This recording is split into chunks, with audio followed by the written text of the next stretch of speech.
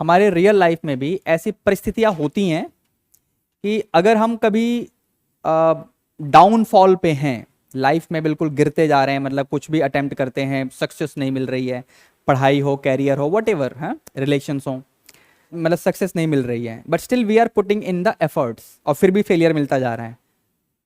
लेकिन बड़ी मजे की बात है कि जिंदा रहोगे तो फिर सूरज उगेगा, मतलब कोशिश करते रहो, जिंदा रहो, तो दिन के बाद रात, रात के बाद दिन आती ही है। मतलब फेलियर होने के बाद अगर आप अपने एफर्ट्स में कमी नहीं कर रहे हैं तो सक्सेस की गारंटी है।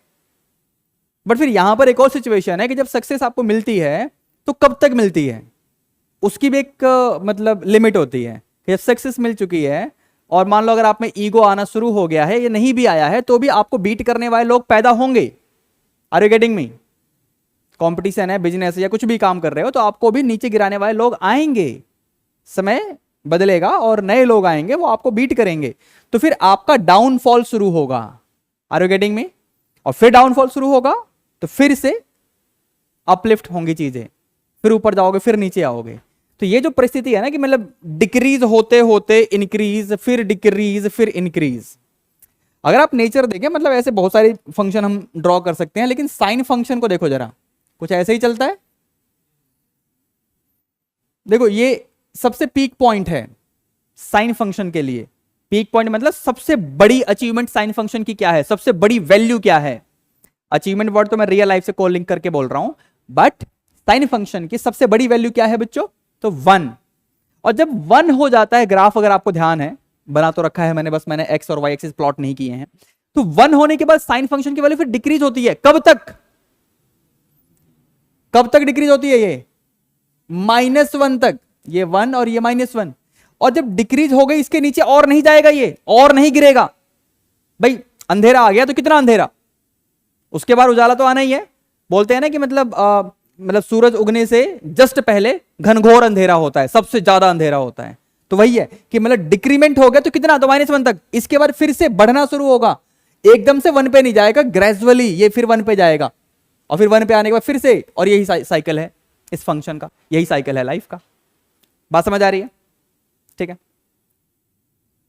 अब ये मैंने क्यों बताया, सुनना ध्यान से। कितना गिरोगे? सबसे लोवेस्ट पॉइंट तक गिरोगे ना, लोवेस्ट मतलब मिनिमम वैल्यू तक गिरोगे। हम इसी का एग्जांपल ले लें कि सबसे मिनिमम वैल्यू तक गिरेंगे, उसके बाद तो अपलिफ्ट होना ही है ना। अब कब तक अपलिफ्ट होना है? तो सबसे मैक्सिमम वैल्यू तक, फिर उसके बाद अगेन डाउनफॉल। तो बेसिकली अगर मैं इसी एग्जांपल की बात करूं तो ये मिनिमम वैल्यू है and this is maximum value. किसका? तो साइन एक्स फंक्शन का। समझ रहे हो मेरी बात? ठीक है। अब इसको इंक्रीजिंग डिक्रीजिंग से लिंक करते हैं।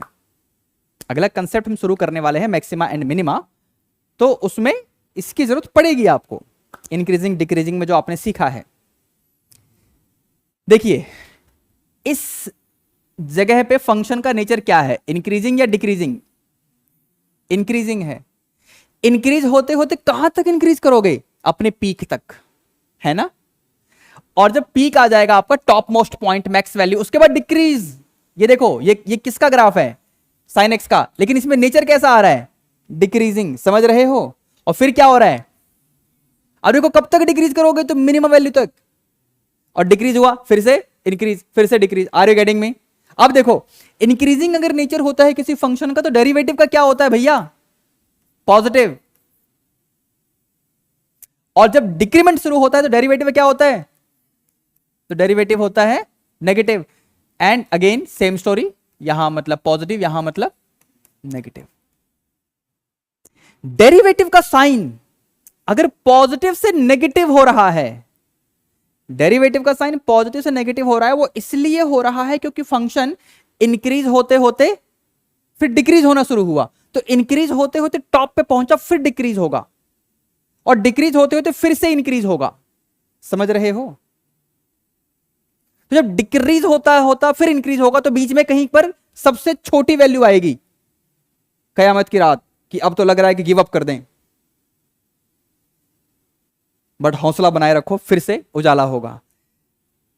डिक्रीमेंट होते होते इंक्रीमेंट होगा, तो सबसे लोवेस्ट पॉइंट मिलेगा तुम्हें, मिनिमम वैल्यू मिलेगी। फंक्शन का डेरिवेटिव दिख रहा है, क्या साइन दिखा रहा है? नेगेटिव से पॉजिटिव, डिक्रीज से इंक्रीज। साइन डेरिवेटिव का देखते हैं, बात किसकी करते हैं? फंक्शन के डेरिवेटिव का साइन देखते हैं और बात फंक्शन की करते हैं कि फंक्शन इंक्रीज हो रहा है या डिक्रीज हो रहा है as per the sign of derivative. समझ गए मेरी बातें?